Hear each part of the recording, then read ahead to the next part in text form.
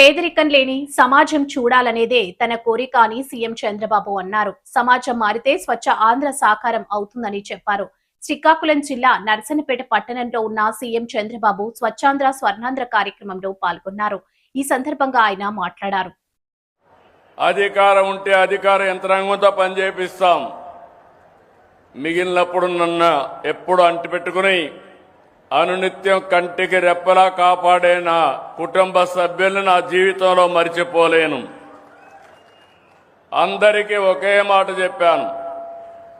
నా జీవితాశయం పేదరికం లేని సమాజం చూడాలని, ఆర్థిక అసమానతలు తగ్గాలని, అందరికీ జీవన ప్రమాణాలు పెరగాలనేది నా ఆలోచన. దానికోసం పనిచేస్తున్న మిమ్మల్ని అందరినీ మరొకసారి అభినందిస్తున్నా. మూడో కార్యక్రమం కొత్తగా తీసుకొస్తున్నాను. జనాభా తగ్గిపోతా ఉంది. ఎప్పుడైతే ఆదాయం పెరుగుతా ఉందో ఆటోమేటిక్గా కొంతమంది ఒక పిల్లవాడితోనే సర్ది పెట్టుకుంటున్నారు. ఒకవేళ మగ పిల్లవాడు కాకపోతే మళ్ళా ట్రై చేసే పరిస్థితికి వస్తున్నారు. ఇంకో పక్కన మీరు చూస్తే దీనివల్ల 2.1 జనాభా ఉండాలి రీప్లేస్మెంట్ లెవెల్కి. అంటే జీవితకాలంలో ఒక దంపతులు 2.1కి జన్మనిస్తే జనాభా నియంత్రణ అంటే సమగ్రంగా జరుగుతుంది. కానీ కొన్ని దేశాల్లో జనాభా తగ్గిపోయింది, ముసలివాళ్ల సంఖ్య పెరిగింది. దీనివల్ల ఆ దేశాల్లో ఆర్థిక వ్యవస్థ దెబ్బతిని కడాన వాళ్ళు పనిచేసేది మెషిన్ల కోసం పనిచేసే పరిస్థితికి వచ్చారు. నేను చాలాసార్లు ఆలోచించాను. ఒకప్పుడు కుటుంబ నియంత్రణ కోసం నేను పనిచేశాను. ఈరోజు మళ్ళీ పిల్లలే సంపద, పిల్లల కోసం మనం అందరం కూడా కృషి చేయాల్సిన అవసరం వచ్చిందని మీ అందరికీ తెలియజేస్తున్నా. అందుకని నేను ఇంకొక నిర్ణయం కూడా చేసుకొని నెలలో వస్తున్నా మీ దగ్గరికి. మూడో చైల్డ్కి 30,000 రూపాయలు పుట్టిన వెంటనే ఇస్తాం. 4వ చైల్డ్కి 40,000 రూపాయలు ఇస్తాం.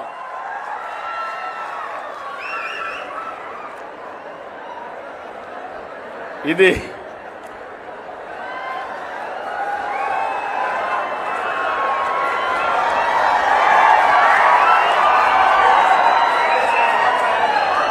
ఏంటి? ఇది కరెక్ట్ అయిన నిర్ణయం అని మిమ్మల్ని అడుగుతున్నా. మా ఆడబిడ్డలు చెప్పండి అమ్మా, మీరేమంటారు? మీరే సృష్టికర్తలు, మీరు లేకపోతే సృష్టి లేదు. అలాంటి మనందరం కూడా ఆలోచించుకోవాల్సిన అవసరం ఉంది. నేను వస్తాను. మీరు అనుకుంటున్నారు పిల్లలు భారం అని.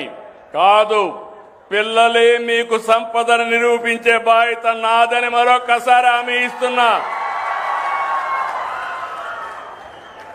ఇంకా పగడ్బందీగా చేస్తాం.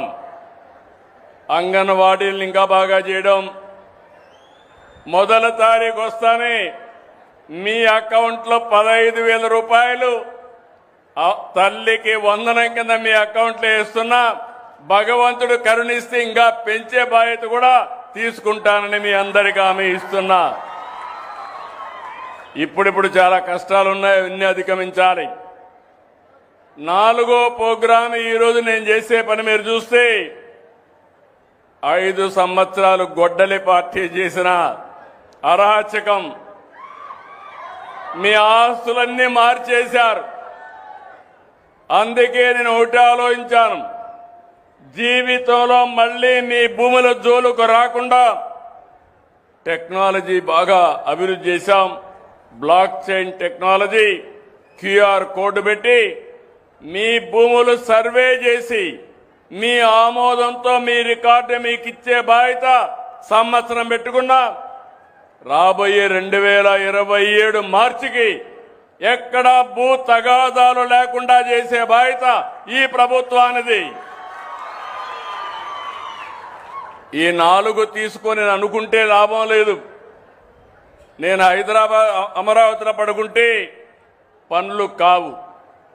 అందుకే స్వచ్ఛాంధ్ర స్వర్ణాంధ్ర ఒక ఉద్యమంలా చేస్తున్నాం. 17సారి నేను వచ్చాను. ఫలితాలు కనిపిస్తున్నాయి, మార్పు కనిపిస్తుంది. స్వచ్ఛత వైపు సగర్వంగా అడుగులు వేస్తున్నాం. నేను స్వచ్ఛాంధ్ర అంటే రోడ్డు మీద కాగితాలు లేకుండా ఉండడం, ఇంట్లో చెత్త లేకుండా ఉండడం మీరు అనుకుంటున్నారు. కాదు, మనలో కూడా మార్పు రావాలి. స్వచ్ఛమైన ఆలోచనలు చేయాలి. అదే సమయంలో మనందరం కూడా ఎక్కడికక్కడ మనం తినే తిండి దగ్గర నుంచి మన ఆరోగ్యం దగ్గర నుంచి జాగ్రత్తలు తీసుకోవాలి. తర్వాత ఇల్లు, పరిసరాలు, ఆఫీసు ఇవన్నీ కూడా చేయాల్సిన అవసరం ఉంది. అందుకే నేను మిమ్మల్ని అందరినీ కోరుతున్నా, అలవాట్లు మారాలి. తద్వారా సమాజం మారుతుంది. సమాజం మారితే స్వచ్ఛాంధ్ర సాకారం అవుతుంది.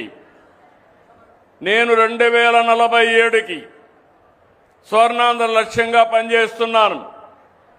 మీరందరూ గుర్తుపెట్టుకోవాలి, ఈరోజు మన తలసరి ఆదాయం 3 లక్షల రూపాయలు ఆవరేజ్న. ఇది 54 లక్షల రూపాయలు చేయాలని రాబోయే 22 సంవత్సరాల్లో 54 లక్షలు చేయాలనే దిశగా ముందుకు పోతున్నాం.